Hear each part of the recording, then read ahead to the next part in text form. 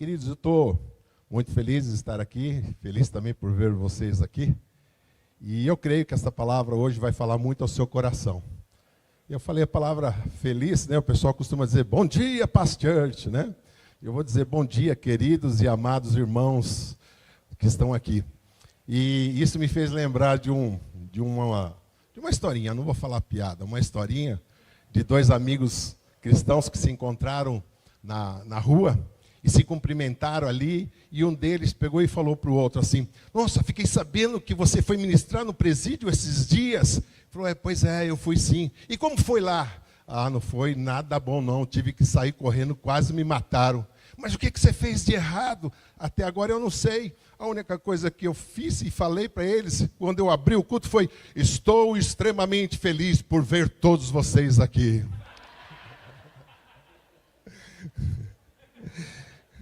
Então eu estou extremamente feliz por ver todos vocês aqui. Amém? Aplauda Jesus mais uma vez. Glória a Deus. O tema da minha mensagem hoje é superando dias difíceis. Tem alguém aqui que nunca passou por um dia difícil na vida? Não, né? Todos nós passamos por dias difíceis. Dias difíceis, dias de luta, dias de choro, talvez, dias de sofrimento, dias de angústia, dias que nós vamos enfrentar problemas, são inevitáveis nas nossas vidas. Não tem como. No decorrer da sua vida, em algum momento, aliás, em alguns momentos, você vai passar por lutas e dificuldades. E não tem como, né? O que Jesus disse em João 16:33? No mundo tereis aflições, mas tende bom ânimo, eu venci o mundo. Então é isso, né? Teremos aflições, né? Problemas, isso fazem parte da nossa vida. Alguns problemas, né? Eu digo que a intensidade dos nossos problemas está muito ligado às nossas decisões. Você pode aumentar os problemas na sua vida ou diminuir, dependendo das escolhas que você faz, decisões que você toma. Muitas vezes, em alguns casos, nós somos os próprios causadores dos problemas que nos afligem, né? E outros problemas vêm sem que nós tenhamos uma ação direta. Os problemas vêm. E eu, assim, olhando para os cristãos que são fiéis aos princípios de Deus, eu creio que eles têm menos probabilidade de passar problemas, já que eles seguem os princípios de Deus, né? Quem é fiel ao princípio de Deus não vai trair sua esposa, não vai roubar, não vai mentir, não vai praticar atos ilícitos. Então ele está poupando a sua alma de dissabores, de tristeza. Diferentemente de uma pessoa que não é cristã, diferentemente de uma pessoa que não segue à risca os princípios. Neste exato momento, você pode estar passando por um ou mais problemas na sua vida, enfrentando lutas. E nesta mensagem justamente é isso. Eu quero discorrer sobre os problemas que normalmente nos acometem, e eu quero dizer como superar os dias difíceis na nossa vida, né? Então, quando as pessoas nos procuram para relatar seus problemas, pedir aconselhamento, isso aqui, inclusive, é um reflexo da sociedade. São os problemas que normalmente mais nós encontramos. O quê? Desemprego, questões financeiras, separação, traição, entes queridos que se envolvem com drogas, alcoolismo. O alcoolismo também é uma droga, ou que se enveredam no crime, depressão, doenças, perda de um ente querido, sequelas de abuso sexual, intrigas familiares. Esses são os problemas que mais nós encontramos na sociedade. E alguns personagens bíblicos também passaram por isso, né? Se você vê José, ele era desprezado pelos seus irmãos mais velhos, eles tinham ciúmes e inveja dele, ao ponto de vendê-lo como escravo. Chegando lá no Egito, onde ele estava, ali o que aconteceu? A esposa de Potifar o caluniou e injustamente ele acabou sendo preso. Jó dorme milionário e acorda pobre, né? Roubaram seus camelos, seus bois, roubaram todo o seu rebanho. Um raio vem e atinge todo o seu rebanho de ovelhas e mata todos eles. Seus empregados, nesse roubo por outros povos que praticaram, mataram todos os seus empregados. E não para só por aí. todos os seus filhos reunidos numa mesma casa, vem uma ventania muito forte, derruba aquela casa e mata todos os teus filhos, todos, sem exceção, não sobrou um filho. E, para não terminar por aí, em seguida ele é acometido por uma série de doenças e enfermidades. Jacó, por intriga familiar, teve que sair correndo, desesperadamente, porque seu irmão tentava matá-lo. E quando ele estava fugindo, ele foi parar lá na casa do seu tio Labão, e lá o seu tio Labão o enganou por diversas vezes e o roubou, literalmente. Vemos também Daniel, Sadraque, Mesaque e Nego, Daniel foi jogado na cova dos leões, Sadraque, Mesaque e Abednego foram jogados na fornalha de fogo ardente. Isso que aconteceu com eles. E o último personagem que eu quero falar para vocês é Davi. Davi, o rei Davi, que nós conhecemos como o rei Davi. E eu queria dizer um pouquinho para vocês quem era Davi. Davi, ele era pastor do rebanho do seu pai Jessé. Davi, por 2 vezes, corajosamente, ele defendeu o rebanho do seu pai, matando um leão e matando um urso. Davi, além de pastor, ele era compositor, músico, poeta, instrumentista. Ele era jovem, ele era de boa aparência, ele era o filho caçula. O Jessé tinha 8 filhos e ele era o filho caçula dos homens. Ele era o 8º filho de Jessé. E naquela época existia um rei, o rei Saul, que por suas ações, por suas atitudes, ele foi rejeitado por Deus. Sendo rejeitado por Deus, Deus fala com o profeta Samuel e diz: Samuel, vai na casa de Jessé e unge um dos seus filhos como rei de Israel. Chegando lá, o escolhido foi Davi. Davi foi escolhido para ser o novo rei de Israel. Ele foi escolhido por causa do seu coração. Agora eu queria falar um pouco dos dias difíceis de Davi. Davi, até então, vamos dizer assim, ele estava na moita, ninguém conhecia muito ele. Ele tinha feito lá, matado um urso-leão, mas até então ele não conhecia. Mas devido a uma grande façanha dele, de matar o gigante filisteu, o gigante Golias, aquilo gerou para ele o quê? Fama, reconhecimento e o favor do rei Saul. Tanto que ele passou a morar no palácio e se tornou genro de Saul. Mas a sua fama, o fato de ele ter matado o gigante Golias, trouxe a ele não só fama, mas trouxe também, gerou ciúmes, inveja no coração do rei Saul, seu sogro.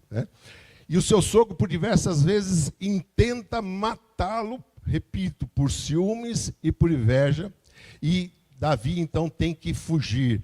Davi foge por mais de 10 anos, Muitas vezes nós falamos mal da sogra, Quem que quer um sogro desse, Que quer te matar?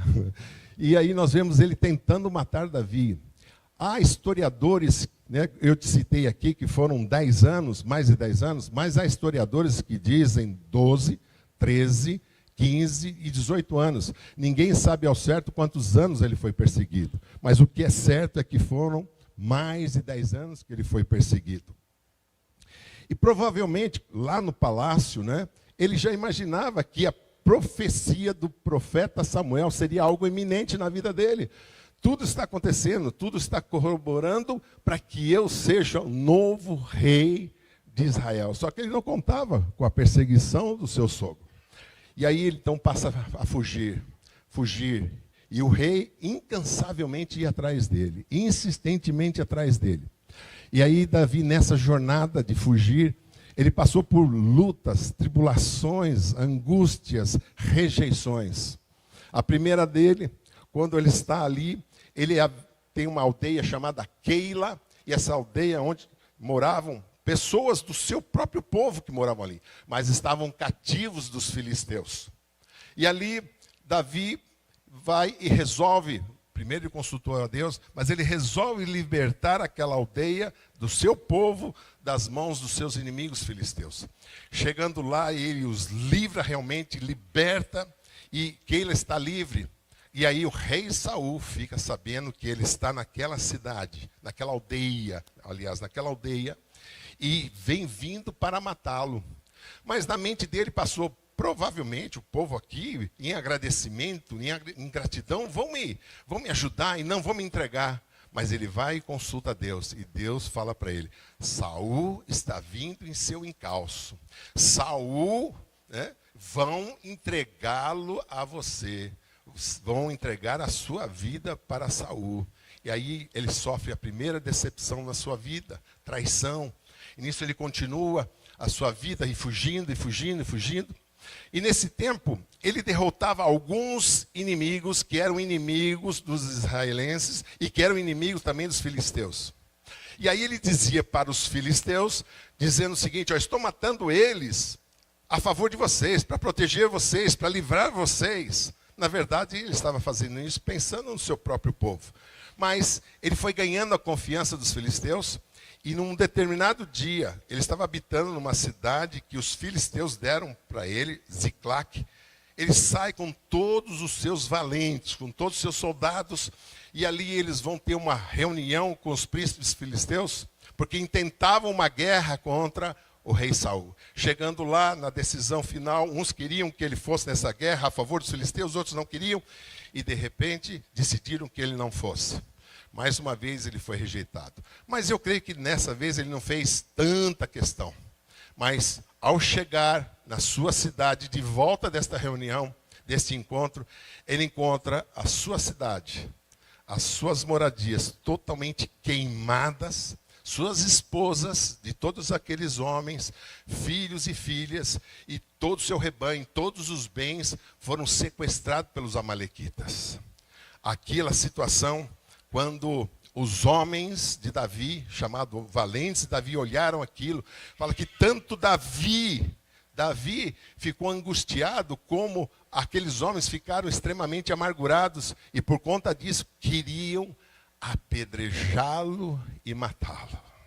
Homens que ele ajudou, homens que ele fez deles grandes homens valentes e corajosos. E ali tentavam matá-lo. Depois nós vamos voltar a essa história, mas continuando um pouco a história da vida aqui de Davi. Aí já quando aí teve a guerra entre os filisteus e o rei Saul, onde o rei Saul, seu perseguidor, acabou morrendo pelos filisteus. Logo após, rei Davi é empossado como rei de Israel. E num determinado dia, passeando em seu palácio, ele avista uma mulher, Betseba, se banhando ali. E ele, na sua posição de rei, no seu poder de rei, ele chama esta mulher, que era casada com Urias, e tem relacionamento sexual com ela. E desse relacionamento, ela fica grávida de uma criança. E ele, sabendo disso, intenta e consegue matar Urias. Ele mandou que Urias, um dos seus homens, parte do seu exército, fosse colocado na frente de batalha. E ali ele morre. Então ele praticou um adultério e praticou homicídio. Então eu creio que o pior momento da vida de Davi, o pior momento é que quando ele já era rei, ele é confrontado pelo profeta Natã deste pecado. O profeta Natã está ali representando Deus e eu quero ler com vocês 2 Samuel 12, de 1 a 14, onde relata este confronto. E o Senhor enviou Natã a Davi, e apresentando-se ele a Davi, disse-lhe: havia numa cidade 2 homens, um rico e outro pobre. O rico possuía muitíssimas ovelhas e vacas, mas o pobre não tinha coisa nenhuma, senão uma pequena cordeira, que comprara e criara. E ele tinha crescido com ele e com os seus filhos. Do seu bocado comia, e do seu copo bebia, e dormia em seu regaço, e tinha como filha. E vindo um viajante ao homem rico, deixou este de tomar das suas ovelhas e das suas vacas para assar para o viajante que viera a ele. E tomou a cordeira do homem pobre e a preparou para o homem que viera a ele.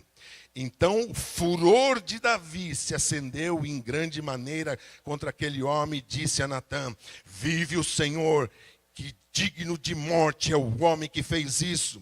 E pela cordeira tornará a dar o quadriplicado, porque fez tal coisa e porque não se compadeceu. Então disse Natã, o profeta Natã a Davi: tu és este homem. Assim diz o Senhor, Deus de Israel: eu te ungi rei sobre Israel, eu te livrei das mãos de Saul, eu te dei a casa do teu Senhor, as mulheres do teu Senhor, em teu seio, e também te dei, Senhor, em teu seio, e também te dei a casa de Israel e de Judá. E se isto é pouco, mais acrescentaria tais coisas. Porque, pois, desprezaste a palavra do Senhor, fazendo mal diante dos teus olhos? A Urias, o heteu, feriste a espada, e a sua mulher tomaste por tua mulher, e a ele mataste com a espada dos filhos de Amon. Agora, pois, não se apartará a espada jamais da tua casa, porquanto me desprezaste, e tomaste a mulher de Urias, o heteu, para ser tua mulher. Assim diz o Senhor: eis que suscitarei da tua própria casa o mal sobre ti, e tomarei tuas mulheres perante os teus olhos, e darei ao teu próximo, o qual se deitará com tuas mulheres perante este sol. Porque tu o fizeste em oculto, mas eu farei este negócio perante todo Israel e perante o sol. Então disse Davi a Natã: pequei contra o Senhor. E disse Natã a Davi: também o Senhor perdoou o teu pecado, não morrerás. Todavia, porquanto com este feito deste lugar, sobremaneira, aqui os inimigos do Senhor blasfemam, também o filho, falando do filho desse envolvimento com Betseba, nasceu, certamente morrerá. É triste esse confronto, mas foi necessário. Nesses anos todos, Davi suportou dificuldades, perseguições e humilhações e traições, muito mais do que nós já passamos ou até suportaríamos. E há problemas, queridos, nas nossas vidas que surgem porque nós fazemos escolhas erradas. Eu fui o causador do problema, não é mais ninguém. Eu sou o culpado e o responsável por resolver. E eu quero dar alguns exemplos para você. Má administração financeira acomete a maioria dos casais. Eu me recordo que algumas vezes, por ansiedade, eu troquei de carro e comprei carro quando eu não podia. Eu trouxe para minha casa dissabores financeiros por conta desta minha atitude lá atrás. Traição no casamento? Glória a Deus, porque isso nunca aconteceu na minha casa. Mas quando você traz problemas para dentro da sua casa, para a sua família.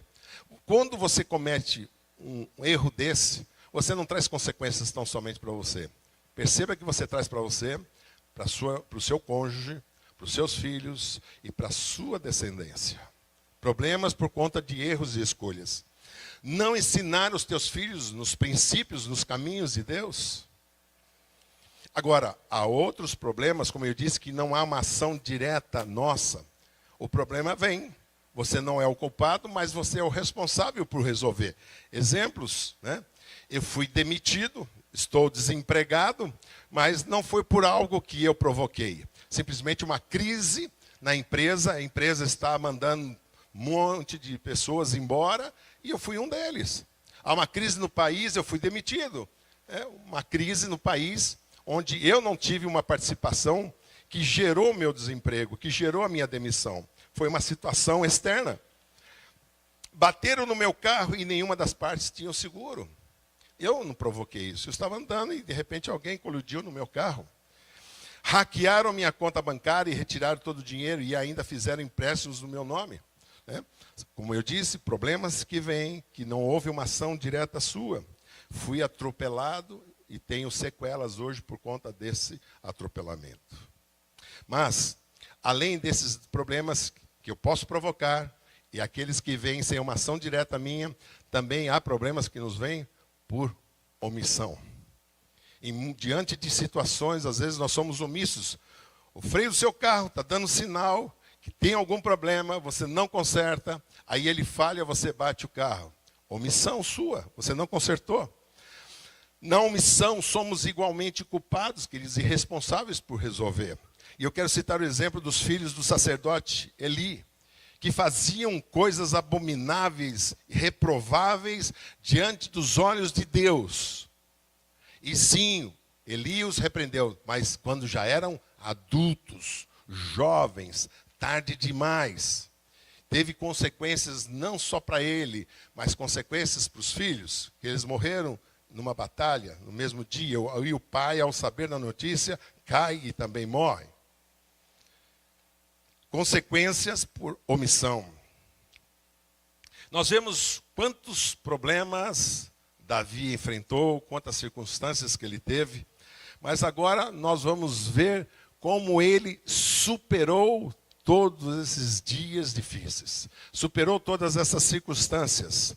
E o primeiro ponto que eu quero destacar para vocês são 6 pontos como Davi superou os seus dias maus. Como Davi superou os seus dias difíceis. Primeiro, ele esperou no Senhor. Davi poderia pôr tudo a perder.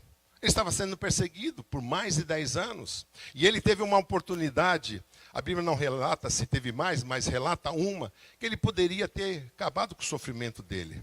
Ele estava numa caverna junto com o rei, e o rei não tinha percebido que ele estava lá naquela caverna e poderia tê-lo matado e dito, vou resolver aqui meu problema. Mas ele preferiu deixar a mão de Deus agir a seu favor.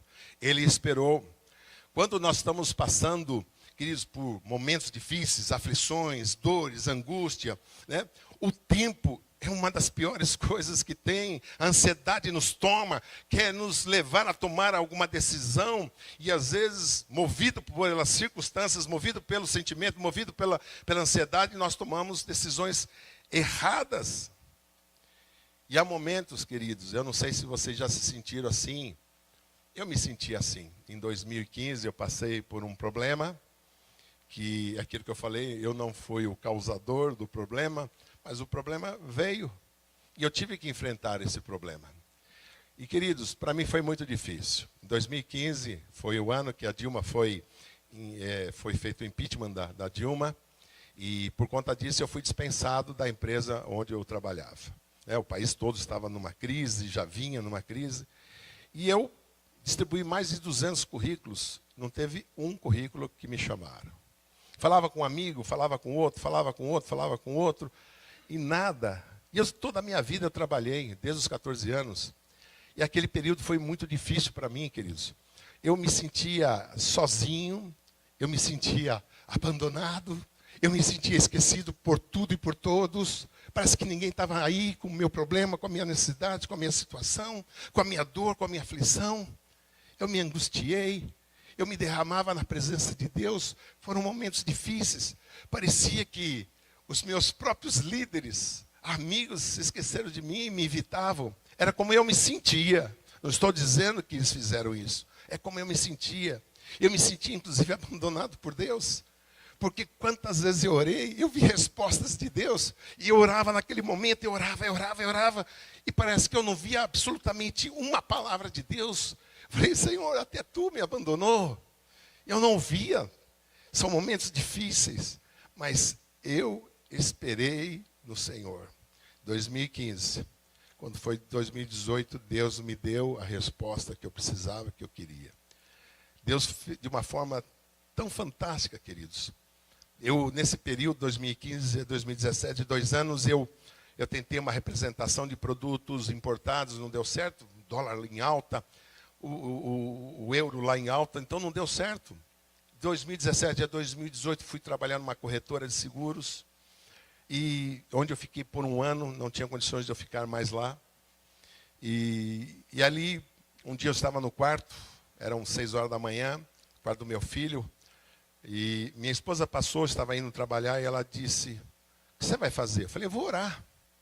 Vou pedir aqui a Deus. Ela falou assim, por que você não monta uma corretora? Você trabalhou 32 anos em banco, você entende sobre consórcio, previdência, seguro de vida e tantas outras coisas. Você trabalhou nessa corretora, por que você não monta uma corretora? Eu falei, bem, eu vou orar e seja o que Deus quiser. Aí naqueles dias eu tinha que ministrar uma série sobre fé, e eu peguei um livro que, o livro inteiro era sobre fé. E eu peguei, ele estava dividido em vários capítulos, e eu peguei aquele capítulo de 2 folhas. Dizia, use o pouco que você tem. Moisés só tinha um cajado na sua mão. Aquele jovem só tinha alguns pães e alguns peixes. Aquela viúva só tinha um pouco de azeite, um pouco de farinha, mas o pouco foi multiplicado. E eu pensei, Deus, qual é o pouco que eu tenho? 32 anos de banco? Não, não é o pouco, isso foi o mais. 8 anos como diretor de 2 empresas? Não, esse não foi o mais. O menos foi 1 ano. Aí Deus, o Espírito Santo falou para mim, isso, esse 1 ano que você trabalhou nessa corretora e com a experiência que você tem, monta uma corretora. Mas aí ainda assim, sabe, aquilo fica. Toca meu telefone uns 2, 3 dias depois, o vice-presidente da Porto Seguro de Alphaville era meu amigo, e ele falou, Rogério, o que você está fazendo? Vem cá, quero tomar um café com você. E eu fui tudo bonitão, porque eu falei, acho que ele vai oferecer um emprego para mim. Cheguei lá todo... E aí sentei na frente dele, tomamos um café, e ele chegou para mim e falou assim, eu te chamei aqui só com um objetivo. E olhar nos teus olhos e dizer, monta a sua corretora, você tem todo o potencial para ter sua própria corretora. Fala, Deus. Tudo assim, uma semana, não passou mais do que isso, queridos. E eu tenho a corretora até hoje. Está a pleno vapor. Amém? Mas eu me senti sozinho durante um tempo. Foi um tempo necessário meu, mas eu soube esperar no Senhor. Saiba esperar no Senhor. Segundo ponto, Davi não se conformou com as situações. Não ficou inerte diante das situações. Ele, segundo ponto, ou agiu motivado pelo coração, pelas circunstâncias. Vou ler de novo. Não se conformou com as situações e não ficou inerte diante. Ou agiu motivado pelo coração, pelas circunstâncias.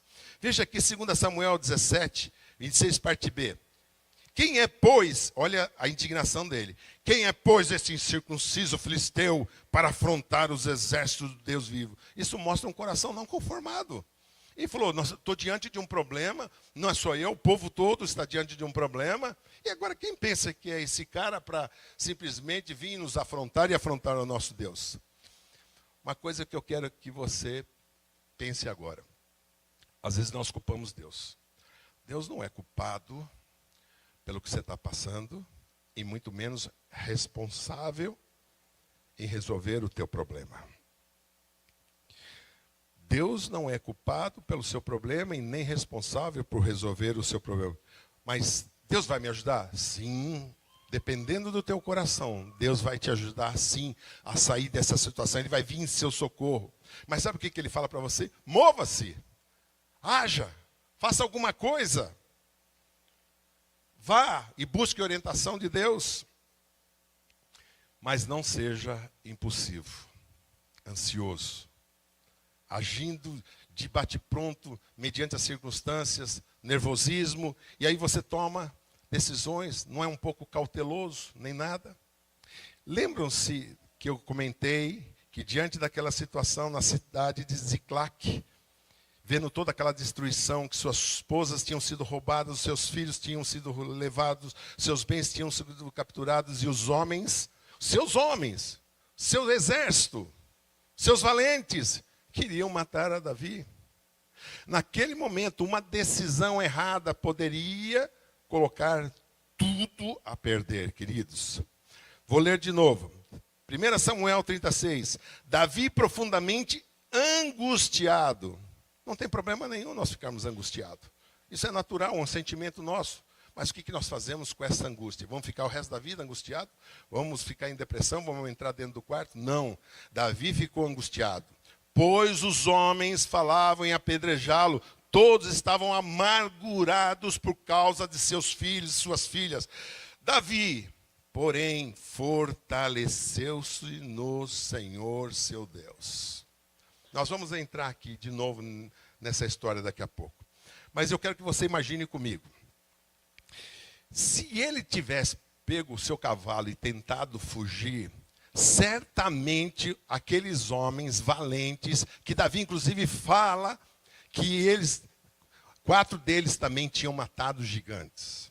Que alguns daqueles eram mais fortes e poderosos do que ele. Se ele tivesse, diante da situação onde queriam apedrejá-lo, subido no seu cavalo e tentado fugir, certamente o pegariam e o matariam. A decisão e a escolha errada. Mas ele não fez. Se ele ficasse indignado e saísse lá, peraí, quem vocês pensam que vocês são? Se vocês são alguém na sua vida hoje, alguém, foi eu. Vocês são que são porque eu fiz vocês assim. Se vocês são conhecidos, se vocês têm bens, se vocês têm uma casa hoje, vocês devem tudo a mim. Com certeza, teriam também matado a Davi. Mas eu quero que você saiba quem eram esses homens de Davi. 1 Samuel 22:2. E se ajuntou a ele, Davi, todo homem que se achava em aperto. Há uma tradução que fala em dificuldades. E todo homem endividado, e todo homem de espírito desgostoso. E ele se fez capitão deles. E eram com eles uns 400 homens. Se você ler a história, eram os valentes de Davi que ficaram tão famosos na Bíblia. Eles deviam isso. Mas se Davi tivesse aberto a boca para jogar na cara deles, eles teriam matado ele. Mas o que Davi fez? Diante daquela situação em que ele estava angustiado e os homens amargurados. 1 Samuel 38. Então consultou Davi ao Senhor, dizendo, perseguirei eu esta tropa? Perguntando para Deus, alcançá-la-ei? E Deus disse, persegue-a, porque de certo alcançarás e tudo libertarás. Ao invés dele se desmoronar diante daquela situação, ou se entregar para os homens e não reagir para que o apedrejassem, ele foi e tomou a decisão certa, quando ele buscou no Senhor a resposta para o problema, a solução para o problema. Eu fiquei de 2015, queridos, a 2018, orando. Ainda que eu me movia, ainda que eu me mexia, ainda que eu falava com um, passava currículo para outro, mandava currículo e falava com um, eu fiquei esperando no Senhor a resposta dele. Então é isso que você tem que fazer. E fala a Bíblia que Deus lhe deu então o quê? Orientação e força. Porque aqui a Bíblia fala que ele se reanimou no Senhor. Há traduções que dizem que ele se fortaleceu no Senhor. Então, se você precisa de forças, é ali, no pé de Jesus, no seu quarto em secreto, derramando o seu coração, derramando lágrimas, chorando, levantando o seu clamor, suas súplicas, submetendo o seu coração, dizendo, Senhor, se você foi o causador, Senhor, eu pequei, eu errei, Senhor, mas eu estou arrependido. Se você não foi o causador, mas Senhor, eu preciso da tua ajuda, me ajuda, por favor, eis-me aqui, Pai. Não tome decisões precipitadas. Davi não sabia, mas se ele tomasse uma decisão errada, naquele momento ele poderia colocar tudo a perder. Tudo a perder o quê, queridos? Porque o trono, porque logo após todo esse fato, esse acontecimento, aconteceu, houve a guerra entre os filisteus e o rei Saul, com todo o seu exército israelenses, onde Saul foi morto. E logo após isso, Davi é empossado como rei de Israel. Mas a sua decisão poderia tê-lo afastado daquilo que era a vontade de Deus, o propósito de Deus, por uma decisão, por uma escolha errada. Ponto 3. Não procurou culpados, se responsabilizou. Quando Davi é confrontado por Deus pelo profeta Natã, ele não se justificou. Mas também, né? Quem manda ela ficar ali se expondo, ali tomando banho daquele jeito ali, né? Eu não sou de ferro. Não. Qual foi a postura dele? Ele diz, ele aceitou todas as consequências. Ele aceitou de forma humilde e quebrantada a toda a exortação e demonstração do profeta. Ele se sensibilizou e reconheceu que ele havia feito algo muito errado diante de Deus.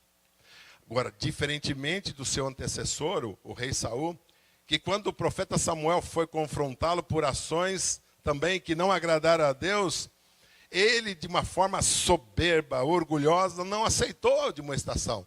Ainda queria se justificar perante o profeta Samuel. E como eu disse, Davi aceitou de forma pacífica, humilde e quebrantado aquilo. Olha o que diz 2 Samuel 16, 5, 6, 9 e 10. Aí ele já como rei. E chegando o rei Davi a Baurim, eis que dali saiu um homem da linhagem da casa de Saul, cujo nome era Simei, filho de Gera, e saindo ia amaldiçoando a Davi. E atirava pedras contra Davi e contra todos os servos do rei Davi, ainda que todo o povo e todos os valentes iam à sua direita e esquerda. Então disse Abissai, filho de Zeruia, ao rei: por que amaldiçoaria este cão morto ao rei, meu senhor? Deixa-me e lhe tirarei a cabeça. Disse, porém, o rei: que tenho eu convosco, filhos de Zeruia? Ora, deixai-o amaldiçoar, pois o Senhor lhe disse: amaldiçoa Davi, quem, pois, diria, porque assim fizeste? Então, ele simplesmente falou assim: eu mereço isso que eu estou passando. Não vou ficar me justificando e nem me defendendo. Quarto ponto. Davi resgatou os memoriais de fé. Parece que as pessoas, quando estão diante de lutas e dificuldades, sofrem de amnésia. Esquece que uma vez Deus já respondeu suas orações. Esquece que Deus já respondeu, sabe, e já te abençoou. Não foi uma, não foram duas vezes, foram mais vezes. Deus esteve ali presente em situações difíceis, já te livrou, te ajudou. Eu mesmo já posso contar vários memoriais de fé. E ali, naqueles momentos mais difíceis, eu tenho certeza, baseado na palavra de Deus, que Davi trazia os memoriais de fé à sua presença. Ele matou um leão. A Bíblia não relata isso, mas provavelmente quando ele se deparou com o urso, ele falou: Deus já me ajudou a matar um leão. Então, eu creio que ele vai me ajudar a matar o urso. Aí ele mata o urso. Mas aí ele relata o seguinte, 1 Samuel 17, 37. Disse mais Davi: o Senhor me livrou das garras do leão, das garras do urso. Ele me livrará da mão deste filisteu. O que ele tinha? Ele tinha confiança em Deus. Ele cria em Deus, ele confiava em Deus, ele esperava em Deus. Ao enfrentar o leão, o urso, Davi revelou o que estava no seu coração. Confiava em Deus. Confiava completamente em Deus para conquistar as suas vitórias e se livrar daquele problema. Não era algo no seu coração que oscilava e que mudava de acordo com as circunstâncias. Agora eu estou animado, agora eu estou desanimado, agora eu confio em Deus, agora eu não confio mais em Deus. Ele usava os memoriais de fé para se reanimar. 1 Samuel 23, de 11 a 12. E aí ele diz assim. Ele confiou em Deus e não confiou em homens. Não confiou em homens. Presta atenção. 1 Samuel 23, de 11 a 12. Davi chega, depois que ele livrou a aldeia Keila dos filisteus, e soube que o rei Saul estava vindo para matá-lo, ele foi consultar a Deus. E ele pergunta para Deus: entregar-me-ão os cidadãos de Keila na sua mão, ou seja, na mão de Saul? Descerá Saul como teu servo tem ouvido? Ah, Senhor Deus de Israel, faze-o saber ao teu servo. E disse o Senhor: sim, descerá. Disse mais Davi: entregar-me-ão os cidadãos de Keila a mim e aos meus homens nas mãos de Saul? E disse o Senhor: entregarão. Ele poderia descansar e dizer: estou protegido aqui, mas ele não confiou em homens. Nosso erro muitas vezes é confiar em homens, é esperar em homens. Sim, são os homens que são usados por Deus para nos abençoar. São os homens que vêm, nos ajudam, nos auxiliam. Em muitas circunstâncias eu posso dizer que eu sei de homens que vieram e me ajudaram na minha vida. mas nós não devemos confiar em homens. Último item, último ponto. Perdoou e foi perdoado. Pare de ser vítima. Muitas pessoas começam a procurar culpados pelo que estão passando.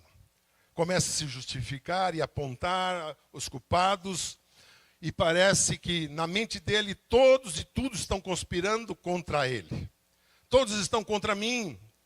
E muitos crentes se tornam amargurados, rancorosos, frios, e destroem a sua própria vida, da sua família, sua saúde, e abandonam a sua igreja.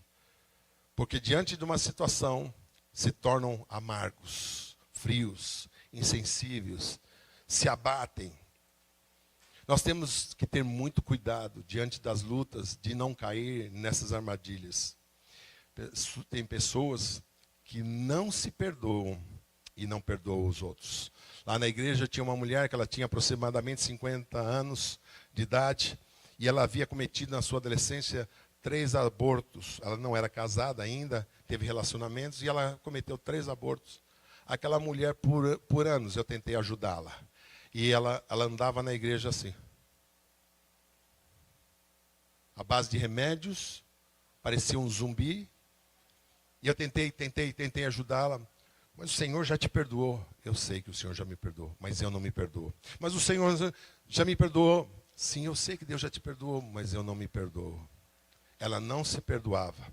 E nós vemos que diante do adultério e do assassinato, Davi reconheceu, mas ele se perdoou. Ele não só perdoou as pessoas, também ele perdoou as pessoas. Ele se perdoou e perdoou as pessoas, porque ele poderia dizer, esse pessoal aqui, ó, da aldeia de Keila, agora vão se ver comigo. Agora, vocês, 400 valentes de Davi, vocês queriam me matar? Vocês vão ter que pagar por isso, não vai ficar assim não. Ele poderia ter feito isso, mas o seu coração, que era um coração segundo o coração de Deus, seu coração era um coração perdoador. Queridos, erros, pecados, têm reflexos negativos no nosso futuro. Nós vimos isso, Davi. Quantos problemas? Eu não li todos os problemas que Davi enfrentou depois da traição dele. E eu só vou ler aqui rapidamente 3, 4 linhas.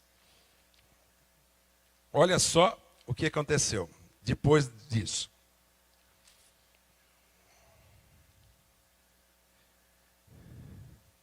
Aqui. Vamos lá. Davi tinha muitos filhos.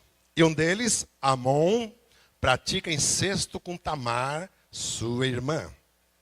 Sabendo desse fato, Absalão vai e mata seu irmão Amon. Absalão se rebela contra o seu pai, Davi, e toma o seu trono e coabitou com todas as suas concubinas do seu pai. Absalão é morto por um dos soldados de Davi, que retoma o trono. Adonias se rebela contra o seu pai. Contra o seu pai Davi, que intenta tomar o seu trono e tornar-se rei. Salomão, filho de Davi e irmão de Adonias, sabendo do fato, vai e mata-o. Tanta desgraça numa única família. Como eu disse para vocês, né? Erros e pecados têm reflexos negativos no futuro, mas podem reverter em bênçãos, legados. Só depende de você e Deus. Veja a seguir o legado que Davi deixou. O passado de Davi não interferiu negativamente ao ponto de ficar deprimido, angustiado, se culpando ou culpando as pessoas, ou ficando paralisado, inerte. Ao contrário, as suas ações fizeram com que ele virasse tudo a seu favor. A história de Davi não termina com derrotas, fracassos ou humilhações, desprezos e rejeições. Davi saiu dos campos onde pastoreava para o trono e com tudo que ele vivenciou, ele nos deixou um legado. Davi escreveu salmos e suas poesias mais conhecidas, o Salmo 23, que a maioria de nós conhecemos, o Senhor é meu pastor e nada me faltará. Estabeleceu uma nova forma de adoração em Jerusalém, projetou o templo e levou Israel a uma era de esplendor. E ainda foi nomeado precursor do Messias. Por toda a eternidade, Jesus será identificado como filho de Davi e irá assentar-se no trono de Davi.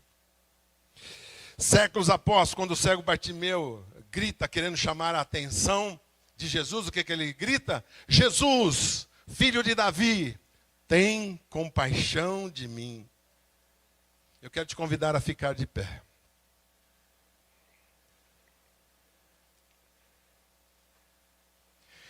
Davi superou seus dias difíceis. E você também conseguirá. Posso ouvir um amém? Você também conseguirá, você sairá daqui hoje, eu creio, com uma nova mentalidade, com um novo coração. E Deus vai ajudar você nesses momentos difíceis que você está passando. Mas você precisa ter como exemplo o legado de Davi, os ensinos de Davi sobre a sua vida. Eu quero, nesse momento, orar por você e eu quero pedir que você feche os teus olhos, curve a sua cabeça. Nós vamos orar. Mas até antes de nós orarmos, eu quero que você reflita sobre essa palavra durante 30 segundos, 1 minuto. O que Deus falou com você, o que você pode colocar em prática na sua vida. Quais as decisões que você precisa tomar e quais as decisões você precisa não tomar na sua vida.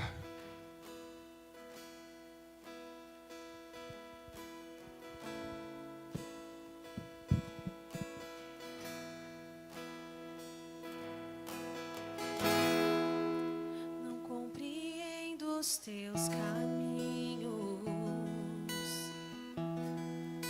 mas te darei a minha canção,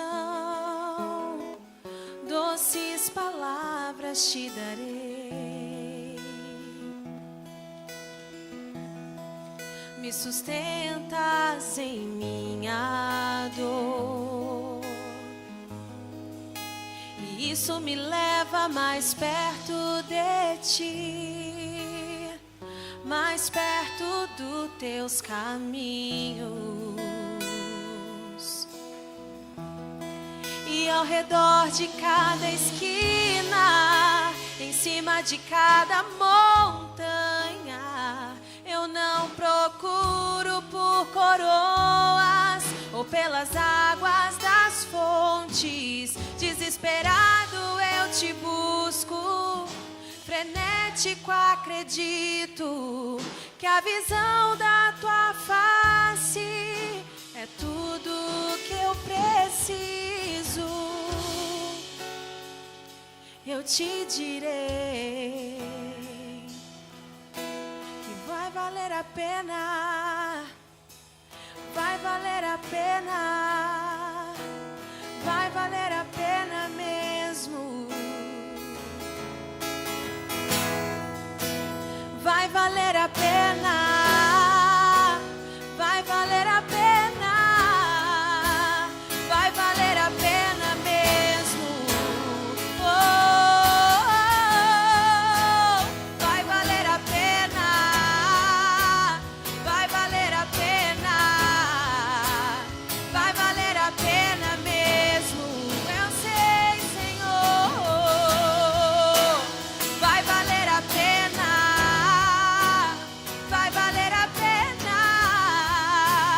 Vai valer a pena mesmo. E quando o grande dia chegar,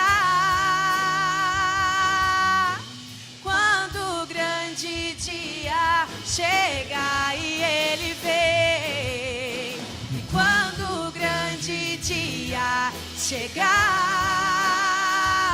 eu cantarei, eu cantarei, eu cantarei.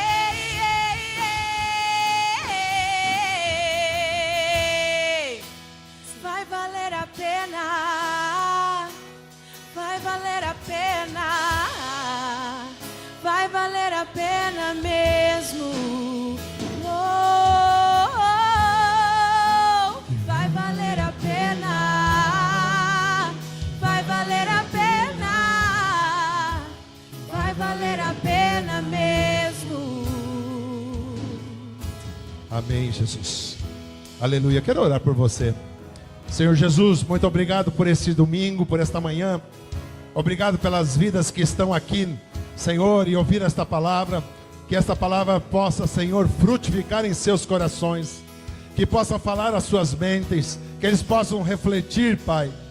E mais além disso, Senhor, eu te peço por todos aqueles que estão passando por lutas e dificuldades, problemas, que o Senhor os ajude a superar, Senhor, seus dias maus. Senhor, os capacite, Senhor. Ó Deus, ajuda-os, Senhor, porque o Senhor é um Deus ajudador. O Senhor é um Deus provedor. O Senhor é um Deus de socorro. O Senhor é um Deus de milagres. O Senhor é um Deus de amor e de misericórdia. Muito obrigado, Senhor, por esta manhã. Eu abençoo a tua igreja e o teu povo, em nome de Jesus. Em nome de Jesus. Que o amor de Deus Pai, a graça do nosso Senhor Jesus Cristo e a unção e consolação do Espírito Santo sejam hoje e sempre com todos nós, com a sua igreja, em nome de Jesus. Amém. Um excelente domingo para todos. Mas aqueles que querem receber orações, toda a equipe de líderes estará aqui na frente. Eu peço que já venham para cá. Você quer receber uma oração pelos seus problemas, por favor, venha aqui para frente rapidamente. Os demais, Deus abençoe a todos. Vai valer a pena. Vai valer